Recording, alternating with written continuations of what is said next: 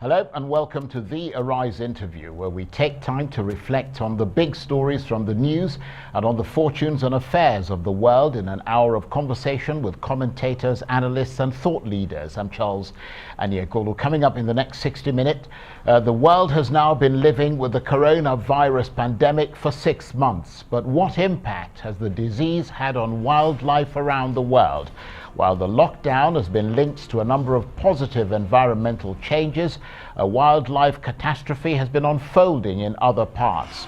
As the world marks 2020 International Vulture Awareness Day, amid serious concerns about the declining population of vultures around the world, today we are in Nigeria and Africa to assess the current state of wildlife here. And later, music concerts, live music and the nightclub. They are the lifeblood of the music we love to love, the soundtrack of our lives, as someone put it. But in the midst of a never-ending pandemic, is live music and the discotheque gone forever?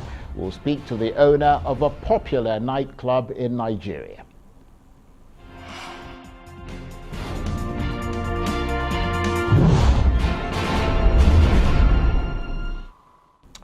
Now, it's at least 6 months that much of the world has been living with the coronavirus, but this week also marks the 2020 International Vulture Awareness Day amid serious concerns about the declining population of vultures in Nigeria and around the world. The lives of the birds that have been called the world's cleanup crew and nature's sanitary officers are endangered due to deforestation, hunting, trapping, and the use of poison to capture wildlife. And that, according to the Nigerian Conservation Foundation, is unfortunate because vultures play a very important role in maintaining equilibrium in the environment by stripping meat off carcasses, something that helps to reduce the spread of disease, especially now with a pandemic upon us. But it's not just vultures that are at risk of extinction. According to a new report by the World Wildlife Fund, wildlife populations around the world have declined on average by 68% over the last 50 years. That's a loss of nearly 2/3 of the world's wild animals, mainly due to agriculture and habitat destruction. So what can we do to change this, and what part do we as humans have to play? Well, for more on the impact COVID-19 has had on wildlife in Nigeria and elsewhere, as well as the threat of extinction that's hanging over vultures, I'm joined now from our Lagos studios by the Director General of the Nigerian Conservation Foundation, Dr. Muhtari Aminu-Kano. Thank you very much indeed, Dr. Kano. Lovely to see you again. Very much, Charles. Lovely to see you, and thanks for this opportunity. Well, thank you for coming in. Has COVID-19 been good for wildlife and the environment in Nigeria and in Africa? Sorry, Charles, I didn't get the last part of that question. Right. I'll try and go through that again. Has COVID-19 been good for wildlife and the environment in Nigeria and in Africa? The answer to that is that it's a mixed bag, really, Charles. Some stories have been good, but some haven't been so good. I mean, we've all seen the pictures on social media about wildlife roaming around in cities and almost taking over some places where humans used to congregate. So there are positive things, but also there are negative things. Even in Nigeria, we've had wildlife seen in places where they haven't been seen for ages or haven't been seen at all. We have elephants who have strayed out of some forest reserves previously in the southwest. Now, because of human beings being locked down, roaming free and going back to the forests where they originally inhabit.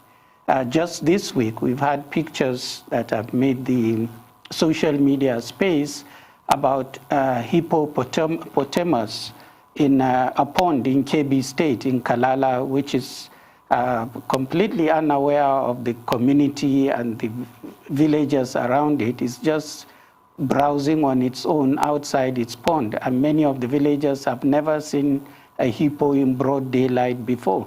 So there are such stories of wildlife being free, roaming free, but unfortunately we also have stories of poachers taking advantage of the lockdown, where most of the law enforcement agents and forest rangers are not as active because of the pandemic, and they are doing rampant activities of poaching, of illegal logging, and so on. We had stories in Edo State where weekly during the lockdown, 2 lorry loads of timber, which is illegally cut from parks and reserves, is being loaded and taken through the waterways into Lagos just to avoid the roads there. So it's quite a mixed bag.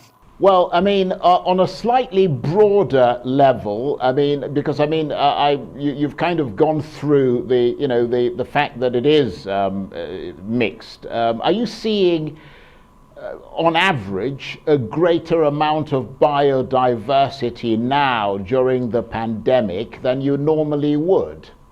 The answer is yes. I think, as you know, human activity, unfortunately, is the major driver for loss of biodiversity. And what the pandemic did was to constrain human activity, and therefore, on the average and in the broader sense, wildlife has flourished.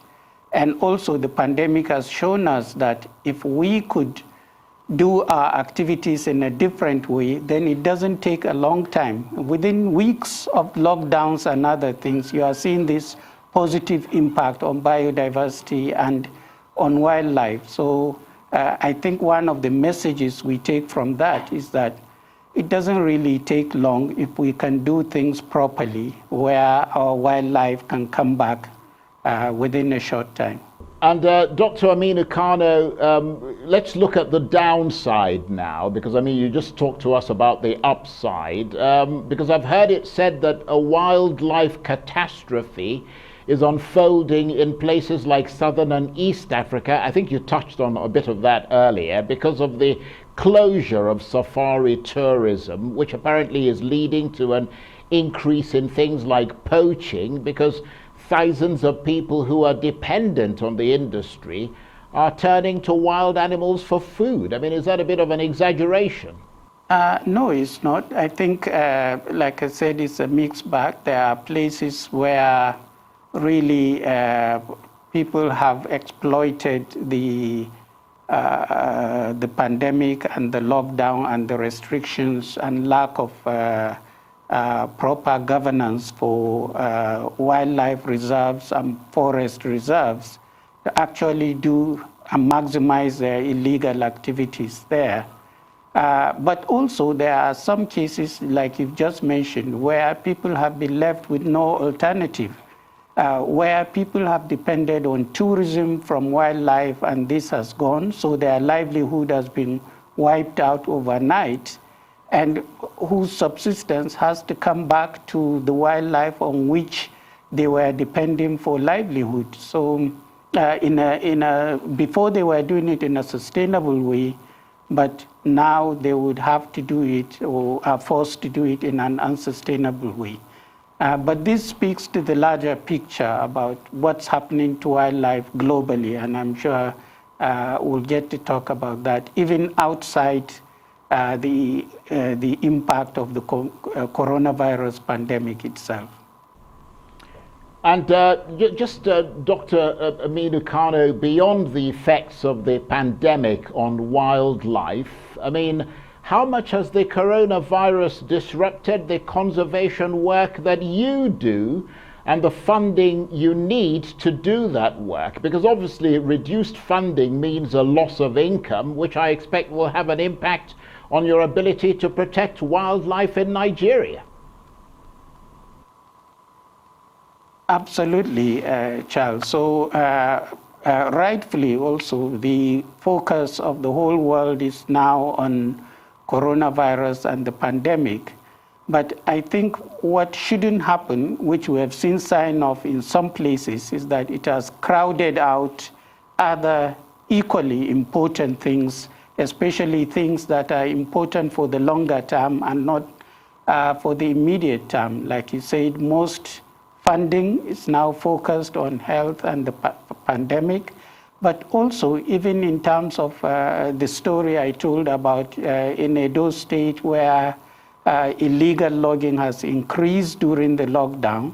Part of the reason is because the attention of law enforcement is really been, and other players and everybody has been more focused on the pandemic. I think it shouldn't be either or.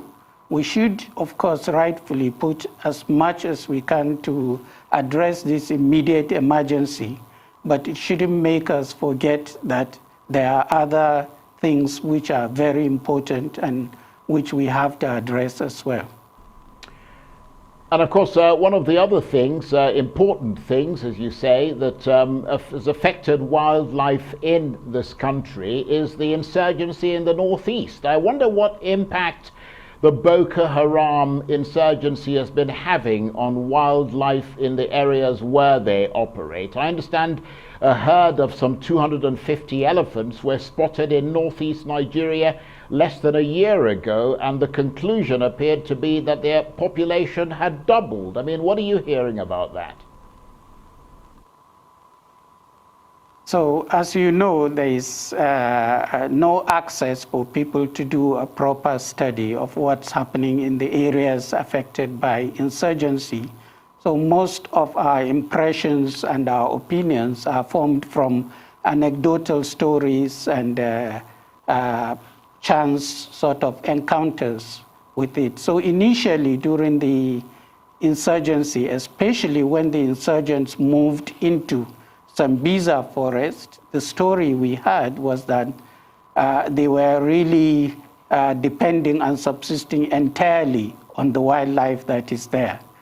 And so, and also, as much as the military sort of restricts their access to supplies, they have tended to focus on destroying the natural resources that are in the areas as they are. But then the military is also there, and these are theaters of war. So we expect that there would be some damage from both sides in terms of the engagement between the insurgents and the military. But what is very heartening is really that the military is quite aware of the wildlife that are in these forests. And as you know, our military is all over the country in many of these forests, which are the epicenters of a lot of this banditry, insurgency and other things. So at the highest level of the military, there is an awareness of the need to have as minimum a footprint as possible on the environment. A couple of years ago, the military, together with the National Park Service, did a very important workshop in Abuja where it brought together experts in wildlife conservation with military folks to look at how can they operate while still mindful of the natural resources within these forests. Okay, I'm going to just interrupt you there, Dr. Aminu-Kano, because we have to take a break, but we'll come back to you in a minute. You're watching the Arise interview. Plenty more still ahead as we continue our chat about wildlife in Nigeria and elsewhere in the era of the pandemic. Stay with us. Welcome back to the Arise interview. I'm Charles Onyekulu. Now, according to some conservation experts, a wildlife catastrophe is unfolding in the eastern and southern parts of Africa. They say the closure of safari tourism due to the coronavirus pandemic is decimating the industry and leading to an increase in poaching.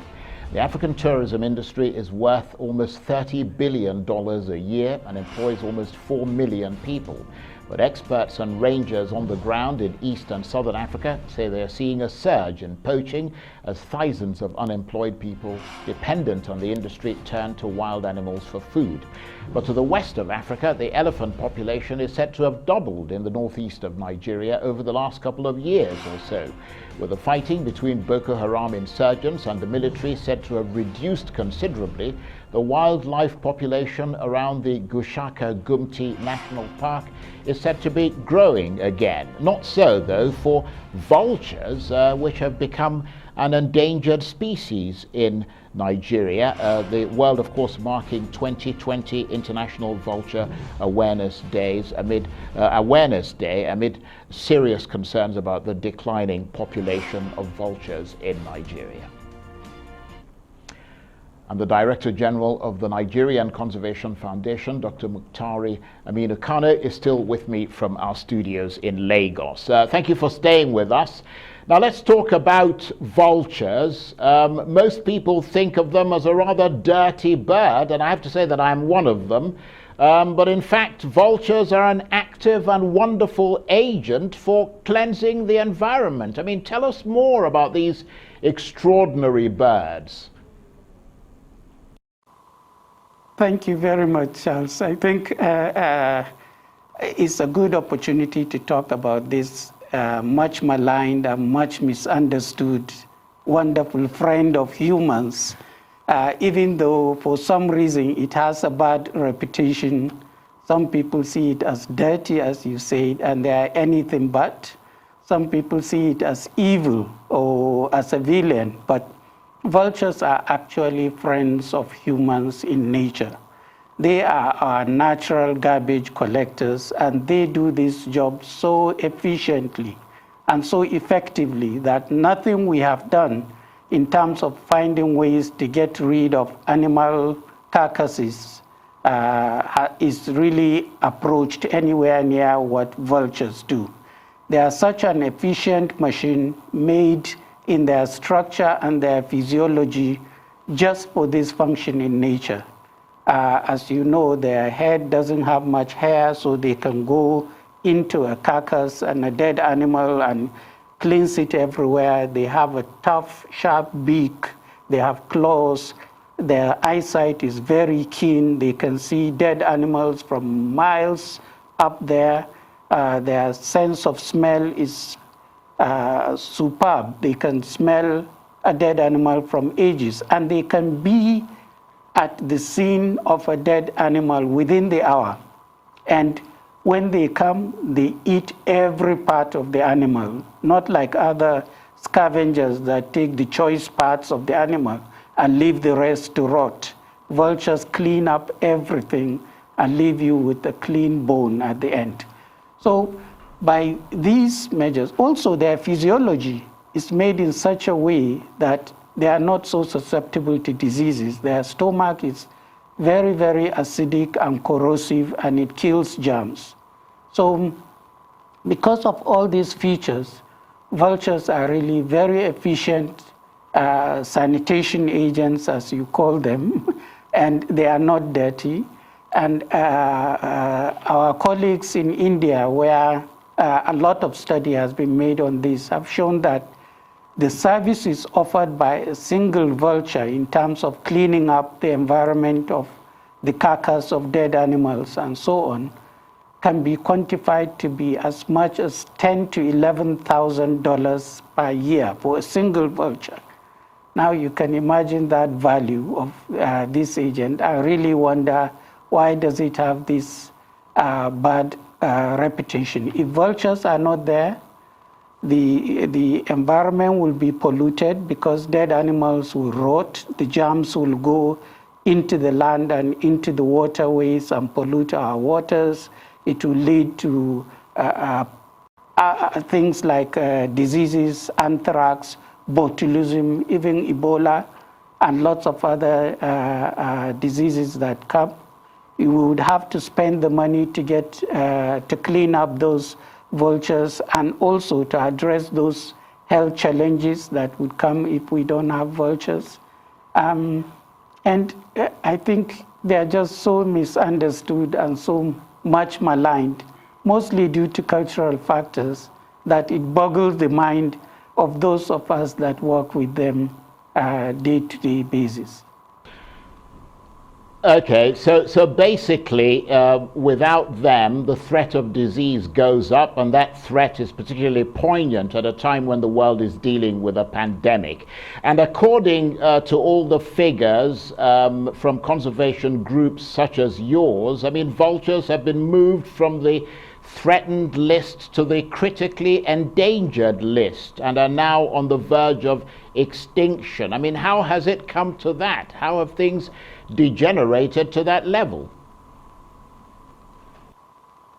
Absolutely. How has it come to that, especially when they are so useful, not just on the health-wise, like I said, it's also on the economic terms, it's also on ecological terms, because they play a crucial role in the ecosystem based on their interaction with other species.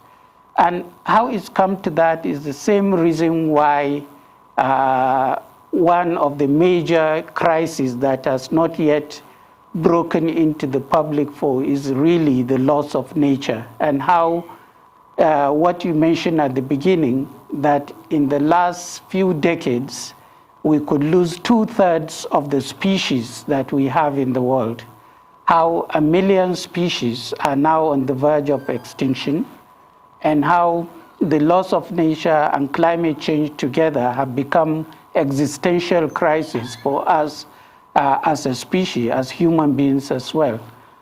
It's particularly poignant in Nigeria because we have 7 species of vultures, and in Africa, and all of them are on the verge of being wiped off. I think many of us in my generation, and I think in yours as well, Charles, will remember when we were young, when we could see vultures hovering and flying in the air. And now it's a rare sight to see a vulture at all, anywhere. They hover around in abattoirs, clean up all those parts of meat that are thrown around. They hover around dead animals in villages and other places and do their job of cleaning them up. And right now they've all gone, mostly because of hunting, because of trapping.